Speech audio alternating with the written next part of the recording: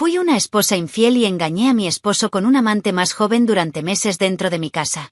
Hasta que mi esposo tramó la venganza perfecta y me desenmascaró con las pruebas más crueles. Si te gustan las historias de traición y venganza, dale me gusta al vídeo, suscríbete al canal y activa la campanita para recibir notificaciones de nuevas historias. Mi nombre es Cecilia. Tengo 46 años. Durante mucho tiempo creí que estaba viviendo lo que muchos llamarían un matrimonio ideal. Mi marido, Tomás, tiene 50 años, es un hombre serio, respetado y de gran éxito, presidente de una asociación comercial, referente en la ciudad. Juntos construimos una casa cómoda, criamos a 2 hijos increíbles, Isabela y Mateo, ahora de 23 y 20 años, ya fuera de casa, estudiando y trabajando.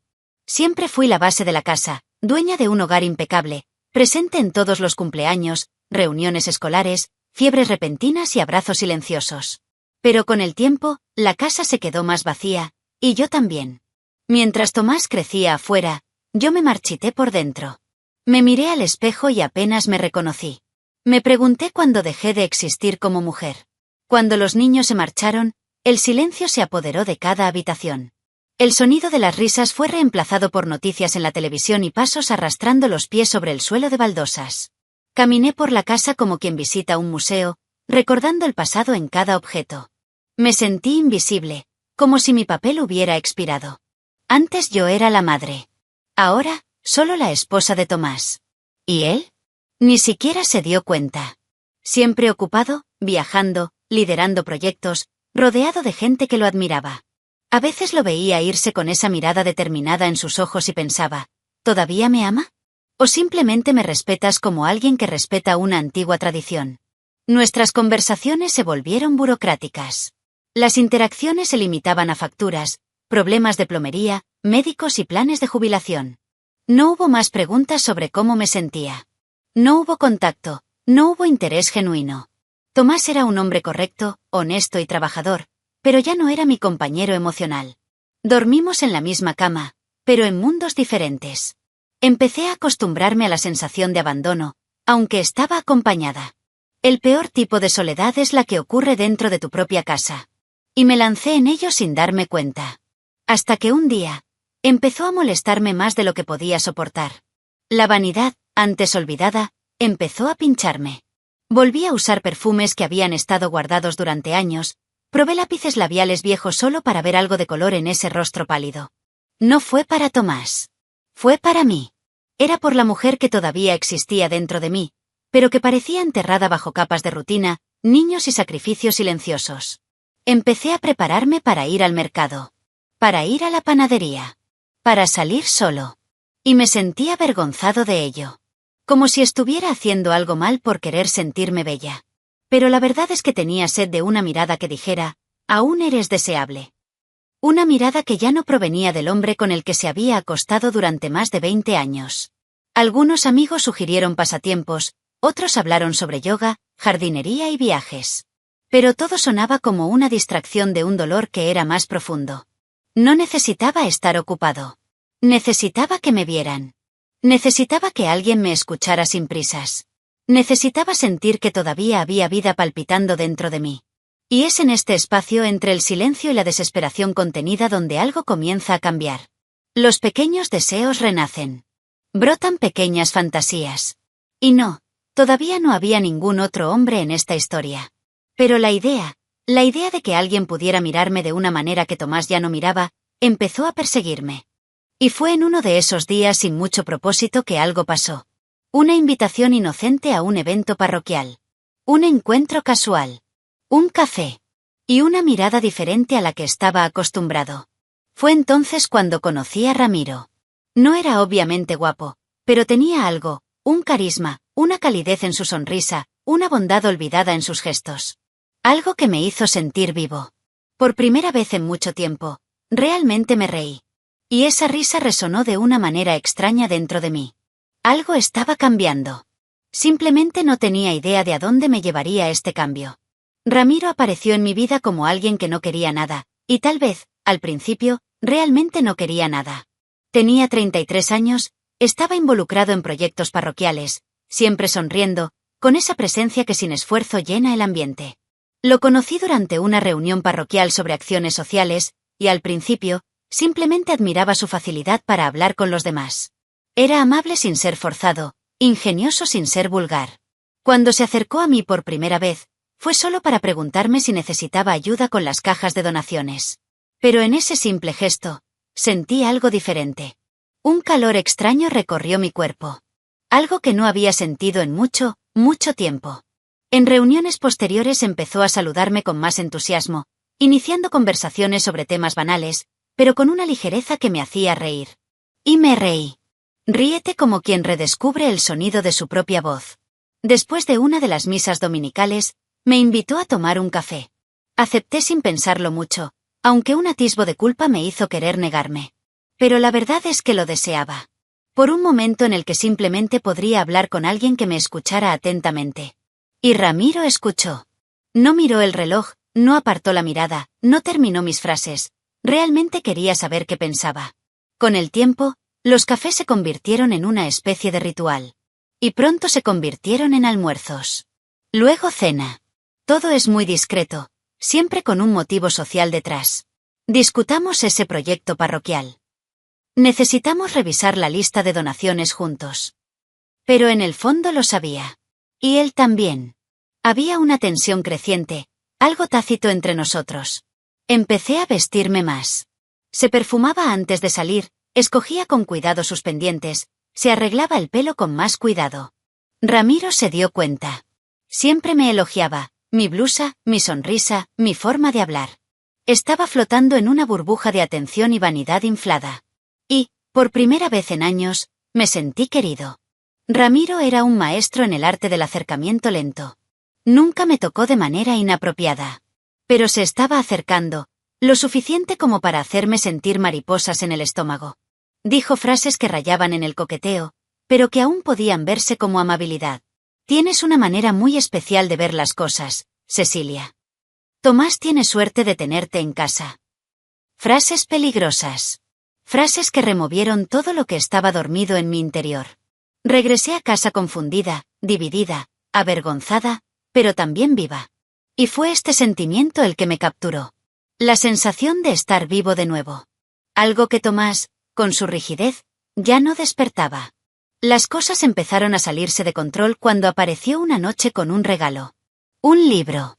Una dedicatoria amorosa. Y un beso en la mejilla que duró un segundo de más. Fue en ese momento que me di cuenta de que había cruzado una línea. No fue solo amistad. No fue solo gratitud. Me estaban seduciendo y lo estaba disfrutando. Mis pensamientos comenzaron a confundirse. Me sorprendí recordando el tono de su voz, la forma en que se tocaba el pelo, el olor de su perfume. Y, peor aún, comencé a comparar. Todo lo que hacía Tomás empezó a parecerme frío y mecánico. Ramiro era todo lo contrario, cálido, espontáneo, lleno de vida. No me había rendido todavía, pero me estaba acercando. Con cada encuentro, un paso más. Un cumplido más audaz. Un toque accidental. Un intercambio de miradas que tardó demasiado en ser inocente. Pero me justifiqué, no pasó nada, solo estamos hablando. Él me admira, eso es todo. Fue un engaño y lo sabía. Pero me hizo sentir bien creer esa mentira. Era más fácil que afrontar la verdad. Estaba coqueteando con el abismo. Y el abismo estaba a punto de devolverle la sonrisa. Todo quedó confirmado esa noche. Ramiro me invitó a cenar a un sofisticado restaurante con vistas al casco antiguo de la ciudad. Era un lugar que siempre quise visitar, pero que Tomás nunca sugirió en todos nuestros años juntos. Cuando llegué ya me esperaba Ramiro, elegante, perfumado, con esa sonrisa que parecía desnudarme por dentro. El camarero trajo un vino muy caro que eligió sin dudarlo. Al principio me negué, no suelo beber, pero él insistió tan amablemente que acepté un vaso. Luego otro. La comida estaba deliciosa, pero confieso que apenas recuerdo los sabores. Lo que quedó grabado fue la sensación de ser cortejada. La conversación fluyó como siempre, pero había tensión en el aire. Esta vez sostuvo mi mirada por más tiempo, sus elogios tuvieron un tono más íntimo. Cuando nuestras manos tocaron la mesa, no me inmuté. Al contrario, allí me quedé. El calor de su toque subió como una fiebre por mi cuerpo. Podía escuchar mi corazón latir en el fondo de la música ambiental. Estaba mareado, no por el vino, sino por la posibilidad de finalmente ceder a lo que se había estado gestando entre nosotros durante semanas. Cuando se ofreció a llevarme a casa, dudé. Pero acepté. La verdad es que, en ese momento, ya lo tenía decidido. El camino estaba en silencio. Un silencio denso, lleno de intenciones. Cuando nos detuvimos frente a mi casa, pensé que simplemente me dejaría allí y nos diríamos buenas noches como siempre. Pero apagó el coche y me miró con una mezcla de deseo y ternura. ¿Quieres que entre?, preguntó. Mi respuesta fue un susurro apenas audible. Sí. Entramos por el garaje, con las luces bajas, como si estuviéramos invadiendo un espacio sagrado. Pero no fuimos a la habitación de la pareja. Fuimos a la habitación de invitados. Como si eso aliviara la culpa. Como si hacer trampa en otra habitación hiciera alguna diferencia. La primera vez fue intensa, incómoda, llena de nerviosismo y necesidad. Estaba temblando. No solo miedo, sino también emoción y vergüenza. Cuando desperté al día siguiente, todavía junto a él, me convencí de que eso no volvería a suceder. Que solo había sido un momento de debilidad, un desvío emocional. Pero el problema es, me sentí vivo. Más vivo que en los últimos 20 años de matrimonio. Y este sentimiento se convirtió en una adicción. Días después nos volvimos a ver. Y otra vez. Cada encuentro fue un escape. Una dosis de adrenalina que adormeció el dolor de ser ignorado por Tomás. Cada vez que Ramiro me visitaba, me vestía como un adolescente que iba a su primera cita. Pelo ondulado, vestidos ajustados, lencería nueva que Tomás nunca ha visto. Pasamos horas en la habitación de invitados, riendo, haciendo el amor, compartiendo secretos. Me hizo preguntas sobre mí, cosas que ni siquiera recordaba saber responder. Me hizo sentir hermosa, interesante, poderosa. Y, al mismo tiempo, me hizo olvidarme de la mujer que Tomás ya no veía. La culpa estaba ahí, por supuesto. Pero fue ahogado por el placer de la atención, por la calidez de los toques, por el brillo que volvió a mis ojos y que pensé que se había perdido para siempre. La relación duró casi 7 meses. 7 meses en los que me engañé pensando que tenía el control. Eso podría parar en cualquier momento. Que Tomás nunca se enteraría. Fui cuidadoso, metódico, borré mensajes, limpié huellas. Ramiro siguió el juego, pero dejó señales de que en esta historia había más de lo que imaginaba. A veces recibía llamadas que rechazaba demasiado rápido.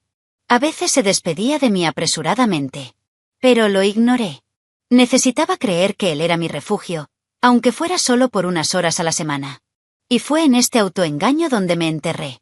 Mientras yo vivía esta pasión clandestina, creyendo que estaba escenificando todo a la perfección, Tomás seguía, igual.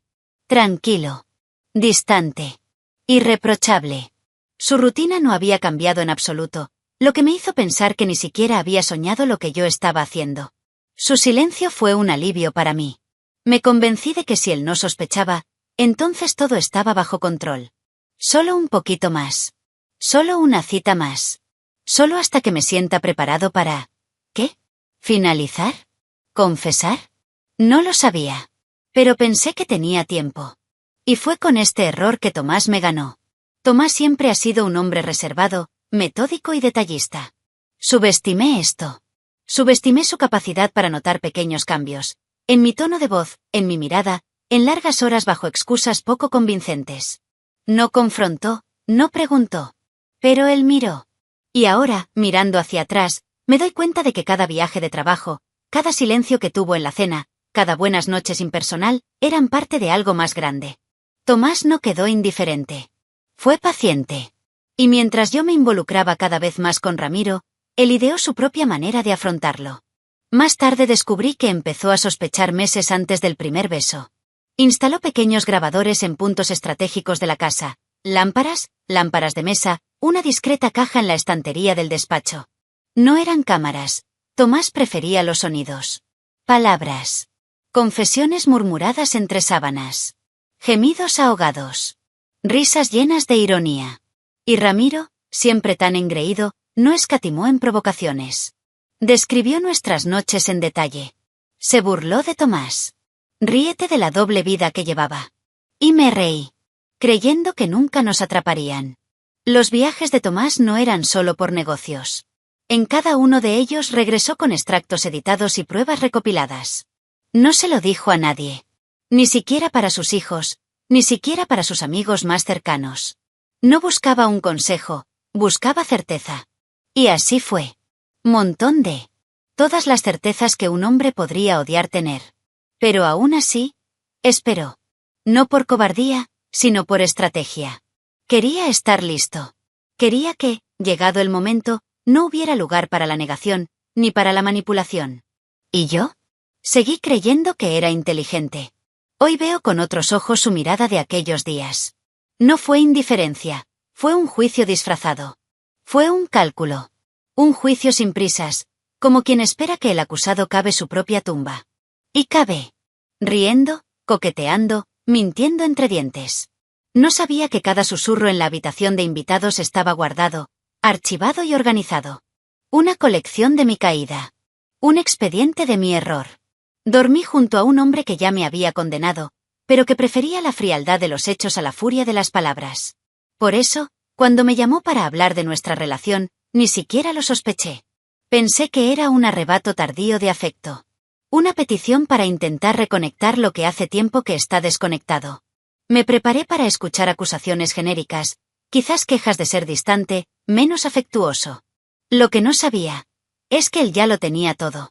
Y no quería hablar. Quería ejecutar. Con frialdad y precisión. Y no tenía idea de lo que estaba por pasar.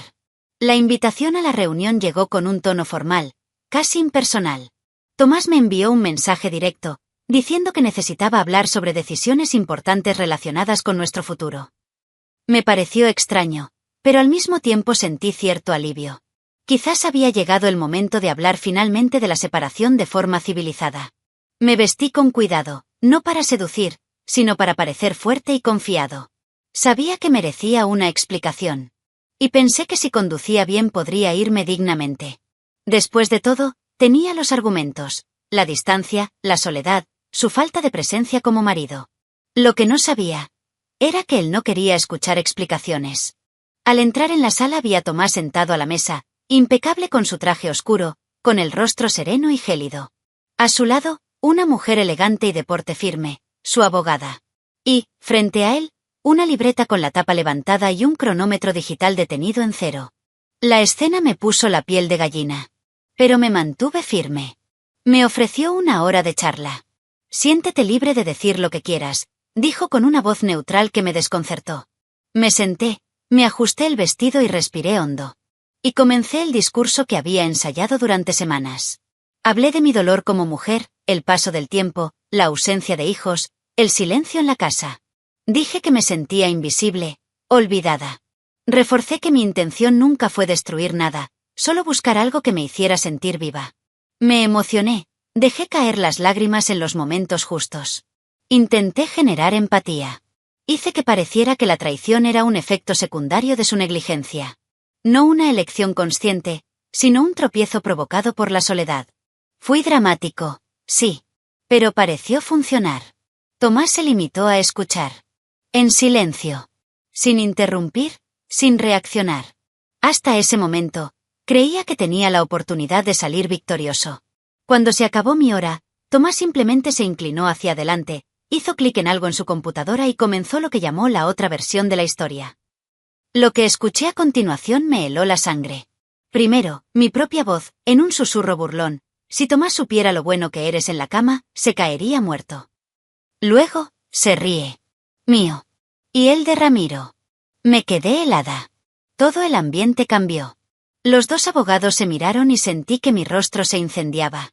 Intenté interrumpir. Esto está fuera de contexto. Pero Tomás simplemente hizo una pausa, me miró con desprecio y dijo, hay mucho más. Una nueva grabación. Ramiro describe detalladamente el colchón de la habitación de invitados, burlándose de la cama de la esposa sumisa. Otra, donde decía que Tomás era demasiado predecible, que nunca se daría cuenta de nada. Cada clic fue una puñalada.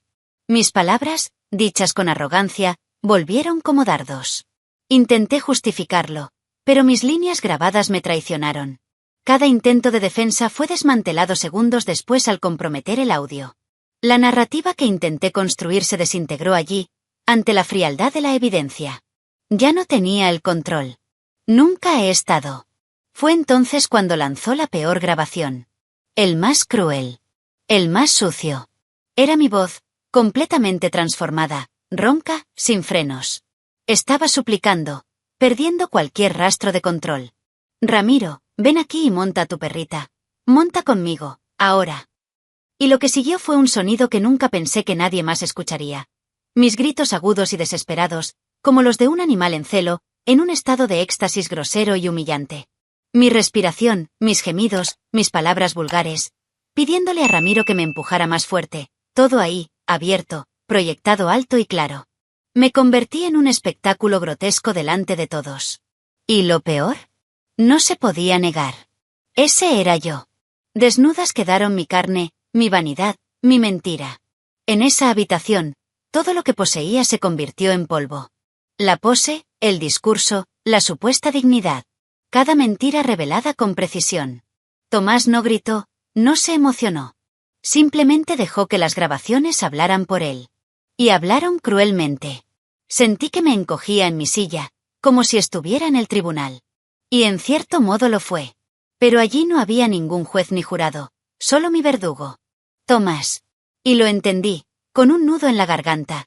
Él no quería simplemente confrontarme. Quería destruirme desde dentro. Y lo estaba logrando. No sabía dónde ponerme. La habitación, antes sobria, ahora parecía una arena. Yo era el espectáculo. El objetivo. Cada nueva grabación era como un latigazo a lo poco que me quedaba de compostura.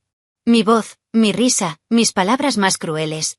Todo ahí, ante la mirada fría de Tomás y las miradas críticas de los dos abogados. Intenté levantar la mano, interrumpir, suplicar, decir que todo era un error contextual.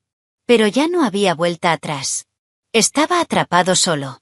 La verdad era desnuda, cruda, indiscutible. Y lo peor fue darme cuenta de que no importaba cuánto llorara. Tomás ya no sentía pena. Solo desprecio. Cada clic en el computadora era un puñetazo en el estómago. En una de las grabaciones le dije a Ramiro, está tan ciego, es un placer engañar. En otra ocasión me burlé de Tomás mientras estaba en bragas. Él cree que tiene el control de la casa, pero no sabe que la cama ya ni siquiera es suya. Me destruí con cada frase. No había forma de explicar el tono, el contexto, la intención.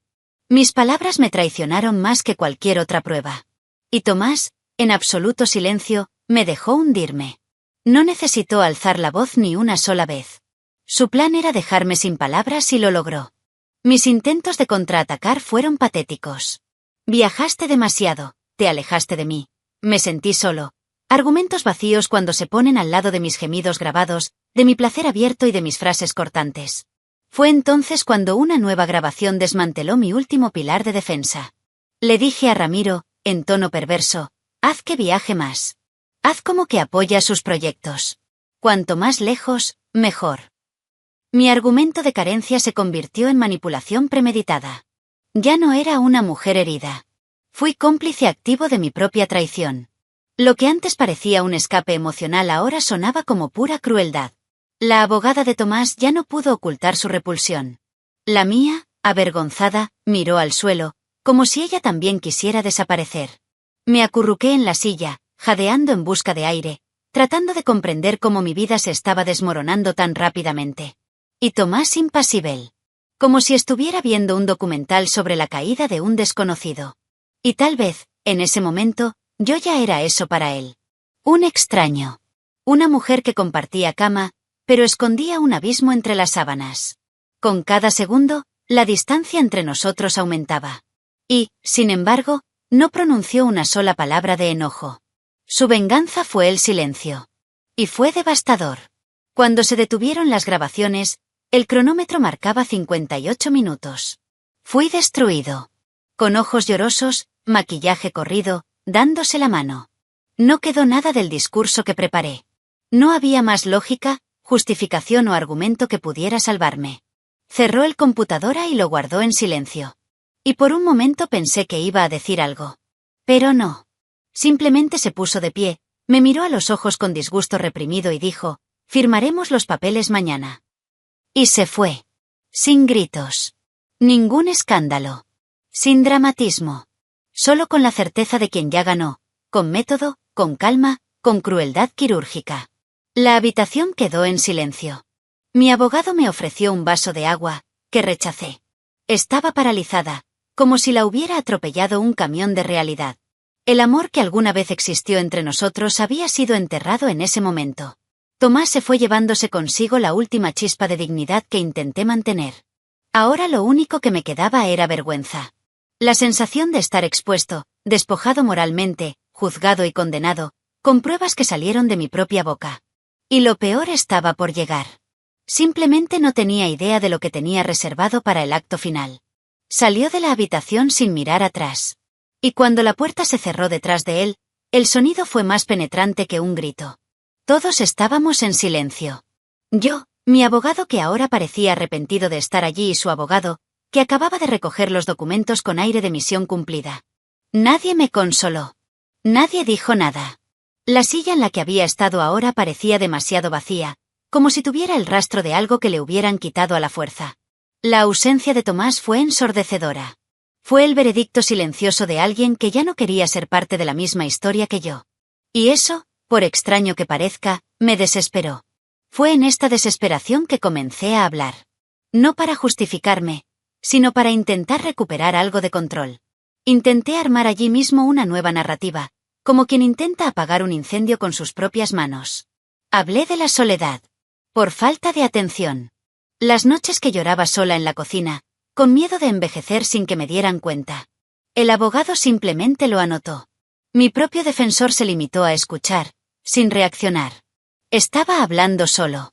Como alguien que se confiesa en la oscuridad, esperando que alguien diga lo entiendo. Pero nadie lo dijo. Las grabaciones hablaron más fuerte. Y Tomás había desaparecido en el colmo de mi ruina. Regresé a casa desorientado. El camino de regreso fue borroso. Las palabras que dije en las grabaciones resonaron en mi cabeza, como un bucle cruel. Me escuché gritar, suplicar, burlarme. Fue como si hubiera salido de mí mismo y hubiera observado todo desde fuera. Y esa mujer no era quien pensaba que era. Fue otro. Una versión de mí que había sido moldeada por el deseo, la vanidad, la desesperada necesidad de ser deseado. Intenté convencerme de que Tomás necesitaba escuchar eso para comprender mi dolor. Pero no era verdad. En el fondo ya lo sabía. Y aún así, sentí que ese aún no era el final. A la mañana siguiente no dormí. La cara hinchada, la mente pesada y un silencio en la casa que dolía. Pasé horas mirando mi celular, esperando un mensaje suyo, una señal. Cualquier cosa. Pero no llegó nada. Hasta que, a media tarde, recibí un correo electrónico. Fue conciso. Una invitación formal a cerrar el proceso de divorcio. Pero algo en el tono me molestó. Fue una reunión entre él y yo 2 días después de que se firmara el divorcio. Esto no fue solo una formalidad. Había algo escondido. La forma en que lo programó, como si todavía tuviera un último as bajo la manga. Y algo en mí lo sabía. Él no me había mostrado todo. La firma del divorcio tuvo lugar al día siguiente del primer encuentro. Fue rápido, sin conversación, sin intercambiar miradas. Tomás entró con una carpeta, le entregó los documentos a mi abogado y me miró unos segundos mientras firmaba. Ni siquiera cuando intenté despedirme con un adiós, Tomás respondió. Era como si para él yo ya no existiera. Y en cierto modo, realmente no existía. Me había quitado todo, el título de esposa, la imagen pública, la confianza de mis hijos, todo. Pensé que ese era el final. Que ahora, devastada como estaba, al menos podía empezar a recoger los pedazos. Me equivoqué. Ese no fue el final. Fue el intervalo antes do golpe final. Entonces, 2 días después del divorcio, a las 6 de la tarde. Nos conocimos solo nosotros 2. No sabía si era una trampa emocional o un adiós definitivo, pero fui. Me sentí pequeño, encogido y cuando llegué lo encontré solo, con el computador abierto. No era un mentiroso más. Luego le dio al play. La grabación comenzó con una voz femenina descontrolada, cortante como una navaja. Ella era la esposa de Ramiro. Gritó, lloró, amenazó. Lo llamó sinvergüenza, habló de sus hermanos, habló de escándalo, de venganza. En medio del audio, dijo, ¿la esposa del cornudo tuvo el coraje de convertirse en amante? Porque va a pagar como tal. Ella lo sabía todo. Sabía de las reuniones, de la habitación de invitados, de las frases obscenas. Tomás me miró con una calma que dolía más que el odio. Le envié las grabaciones, confesó. Destruiste una familia. Pensé que era justo que supieras lo que hiciste.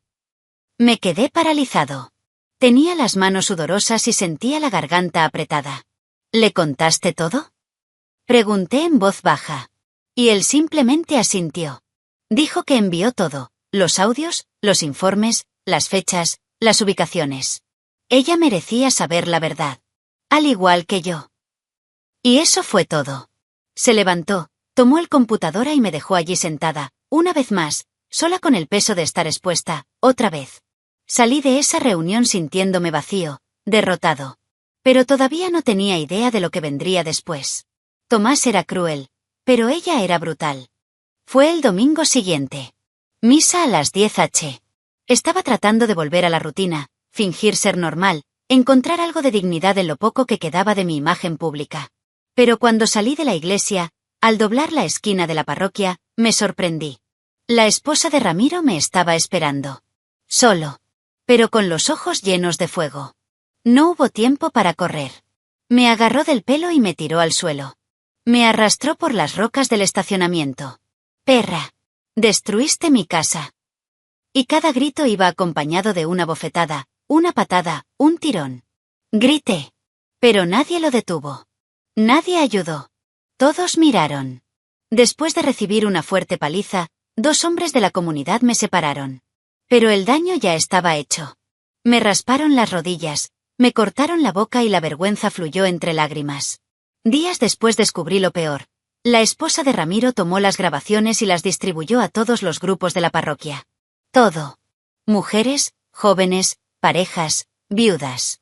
Ya no era un rumor, era oficial. Mi nombre se convirtió en el hazmerreír.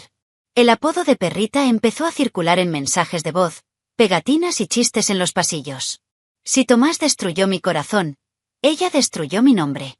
Y allí, por primera vez, entendí lo que realmente era la ruina. Ya no era una mujer. Era un fantasma circulando entre los restos de una vida que implosionó. Caminé a casa lentamente, como alguien que lleva un cadáver en el pecho.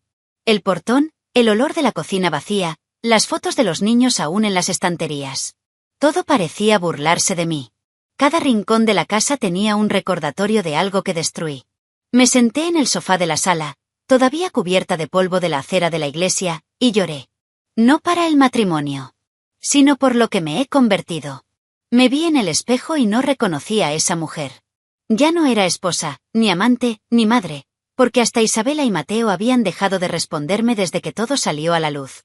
Yo era solo lo que quedaba. Intenté llamar a mis hijos esa misma noche. Primero para Isabela. Apartado postal. Luego a Mateo. Celular apagado. Insistí con mensajes largos y sinceros, rogándoles que me escucharan, que no lo creyeran todo. Pero su silencio hablaba con fuerza. Y dolió más que cualquier bofetada. Habían elegido a Tomás. Habían visto la evidencia. Habían escuchado mi voz en los audios. Habían visto caer a mi público, con gritos, apodos, bromas en grupos universitarios y memes que incluso circularon en el vecindario. Mi hija me bloqueó. Mi hijo no me respondió. Y lo supe. También era el fin del papel de madre. Poco a poco, incluso sus amigos de la iglesia desaparecieron. Algunos ya ni siquiera me saludaban. Otros cambiaron de acera. Y todavía había quienes decían que eran neutrales, pero que estaban en los grupos de chismes que viralizaron mi vergüenza. ¿Lo peor de todo? Me sentí culpable por todo. Ya no había nadie con quien pelear ni nadie a quien culpar. Destruí todo. Fui yo. Y ahora, aunque lo lamentaba, no tenía otro lugar donde reconstruir. Incluso Ramiro se había ido. Desapareció como si nunca hubiera existido. Quizás ya lo estaba haciendo con otra mujer. Quizás, con otra esposa que también se sentía invisible. La casa se hizo demasiado grande. Demasiado frío. Me encontré ordenando las habitaciones de mis hijos como si fueran a volver. Lavar ropa sin usar. Preparar platos que nadie comería. Era mi forma de castigarme a mí mismo, revivir todos los días lo que perdí. Y, sin embargo, en el fondo todavía esperaba que alguien me llamara. Que Tomás, aún frío, me mandaría un mensaje. Para que Isabela o Mateo me preguntaran si estaba bien. Que alguien diga aún puedes cambiar. Pero nada de eso sucedió. El mundo siguió. Yo me detuve. Un día, en un intento de aliviar mi angustia, le escribí una carta a Tomás. No con excusas, pero con recuerdos. Hablé de nuestros primeros años, de los viajes con los niños, del olor a tarta los domingos. No entregué. Lo guardé en el cajón de la mesita de noche, al lado de los anillos. A veces lo releo, solo para recordar que, un día, fui amado. Y que, aunque lo tirara, al menos existía. Hoy vivo con la esperanza de que mis hijos algún día lo olviden. Que nunca sepan lo pequeña que fui. Porque si lo saben, no quedará nada. Ni siquiera ese recuerdo. Deja tu opinión en los comentarios, dale me gusta al vídeo y suscríbete al canal para recibir notificaciones de nuevos vídeos, y también ayudarnos a llegar a más personas y formar una comunidad. Disfruta y mira una de las historias que van apareciendo a continuación sobre nuevas denuncias de traiciones y venganza. Hasta la próxima.